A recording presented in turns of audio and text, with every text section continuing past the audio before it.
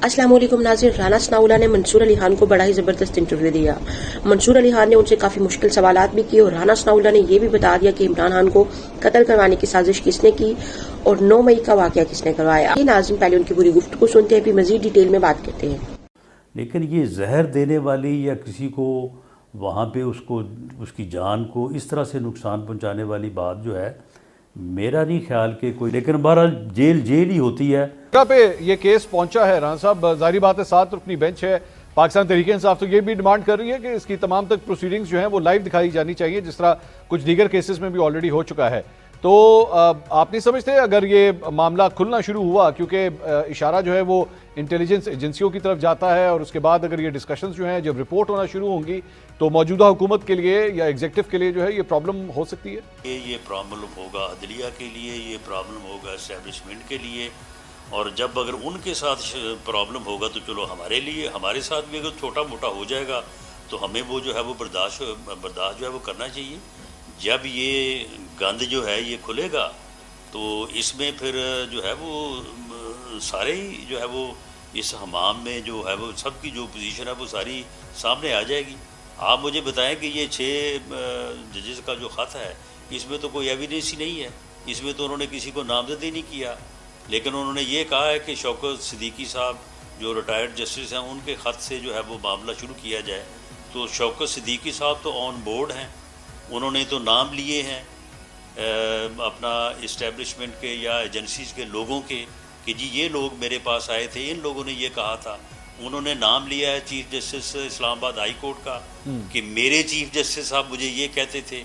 मेरे chief justice साहब ने उनको कहा कि जी आपकी मर्जी का, आपकी सहूलत का बेंच बना देते हैं।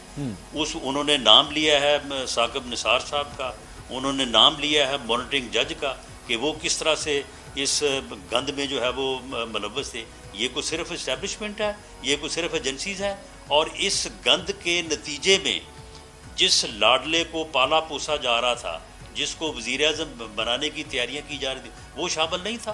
उसे नहीं जो है वो कटहरे में लाया जाना चाहिए। लाएं उन सबको कटहरे में, और उसके बाद अगर हमारी बारी आती तो हमें भी लें, लेकिन उनको भी लाएं सारे, उन तीनों फरीकों को लाएं। शौकत सिद्दीकी साहब के मामले में उनको दें सज़ा, इसमें अगर कोई हमारी बनती है तो हमें दे दें।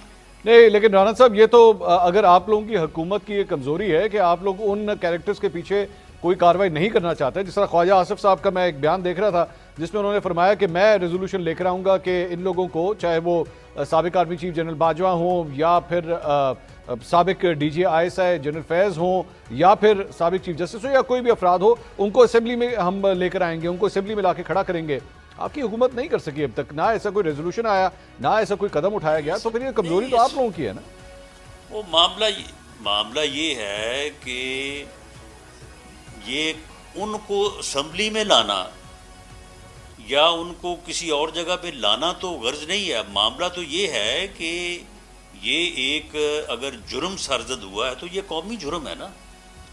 जो शौकत सिद्दीकी साहब ने कहा, तो जो जिन लोगों की 2 साल की मेहनत, वो क्या मेहनत थी वो जो जाया गई है, वो किसके लिए मेहनत थी। तो मामला ये तो ये एक जुर्म है ना। इस जुर्म में लोगों को जो है वो फिर उनके खिलाफ प्रोसिक्यूशन होनी चाहिए, ना कि सिर्फ उनको असेंबली में लाना या किसी और फोरम पे लाना जो है वो ये मकसद है। मकसद तो ये है कि अगर ये कार्रवाई जो है वो किसी के खिलाफ होनी है तो ये फिर इसमें सभी शामिल है।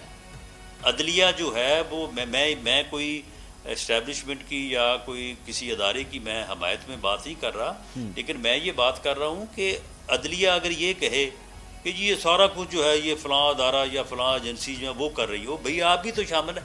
आपके बड़े जो थे उस वक्त इस्लामाबाद और पाकिस्तान के जो अदलिया के सरबराह थे वो शामिल थे बीच में। ये जब तक चोर और चौकीदार जो है ये इकट्ठा नहीं होता तो वारदात हो ही नहीं सकती। ठीक। तो ये जो वारदात उस वक्त हुई 2018 में, उस वारदात में भी ये तीनों सियासतदान भी, सियासी जमात भी और अदलिया भी और इस्टेब्लिशमेंट भी शामिल थे।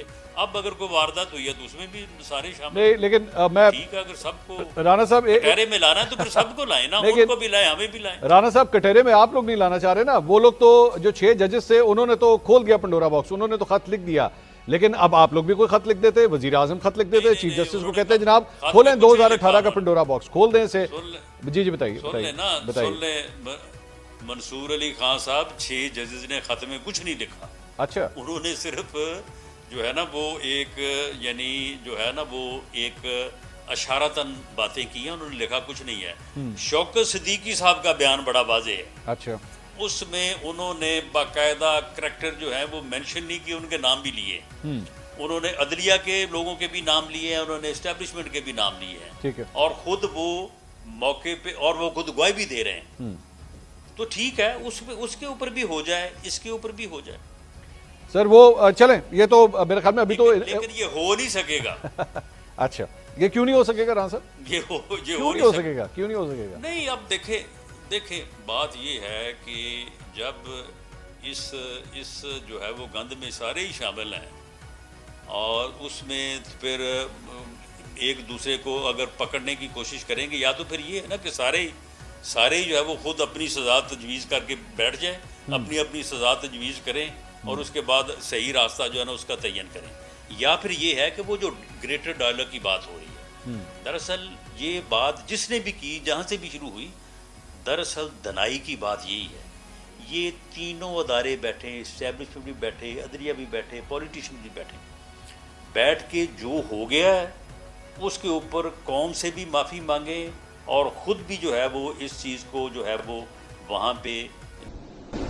जी तो नाज़रीन, आप लोगों ने राना सनाउल्लाह और मंसूर अली खान की पूरी गुफ्तगू सुनी। मंसूर अली खान ने राना सनाउल्लाह से ये पूछा कि आप लोगों को शर्म नहीं आई, आप लोगों ने इमरान खान की इद्दत वाले केस पर उनका निकाह को मंसूर करवाने की कोशिश की। तो राना सनाउल्लाह का ये कहना था कि वो केस बहुत ही बोकस था और इस तरह किसी की ज़ातियात पर अटैक नहीं करना चाहिए, मैं उस केस के हक में बिल्कुल भी नहीं था। और जबकि नून लीग ने जब से अपना बयानिया बदला है और अपने ही जैसे कुछ बेईमान लोग ऐड किए हैं, तब से नून लीग के अपने पुराने साथी नून लीग से अलग हो गए हैं, जिनमें सबसे बड़ी बगावत जो थी मियां जावेद लतीफ और अब राना सनाउल्लाह भी जो है वो साइड पे हो गए। आसिफ करमानी का भी अपनी पार्टी से दिल भर चुका है, उन्होंने भी ये बोला था कि उन्होंने अपना वोट नून लीग को नहीं दिया क्योंकि नून लीग ने अपनी ही पार्टी के लोगों को धोखा दिया। मैंडेट तो इन लोगों ने चोरी किया, लेकिन जब ये अपनी पार्टी के साथ ही सिंसियर नहीं है तो ये बाकियों के साथ क्या करेंगे।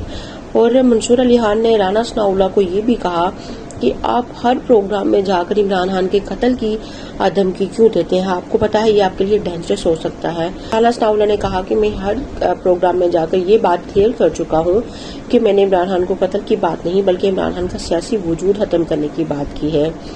और राना सनाउल्लाह ने ये भी कहा था कि 9 मई का वाकया जो जिसने भी करवाया है उसको सजा दे। और राना सनाउल्लाह हर प्रोग्राम की तरह आज भी इमरान खान को फितना बोल रहे थे, तो मंसूर अली खान ने कहा कि नहीं, राना साहब ऐसी बातें बिल्कुल ना करें, अगर वो फितना है तो फिर हर पार्टी में बड़े से बड़ा फितना पाया जाता है। जी तो नाज़रीन, ये आज की वीडियो थी। वीडियो के बारे में अपनी राय जरूर दीजिएगा, अच्छी लगी हो तो लाइक और सब्सक्राइब कर दीजिएगा। मिलती है अगली वीडियो में, तब तक के लिए अल्लाह हाफ़िज़।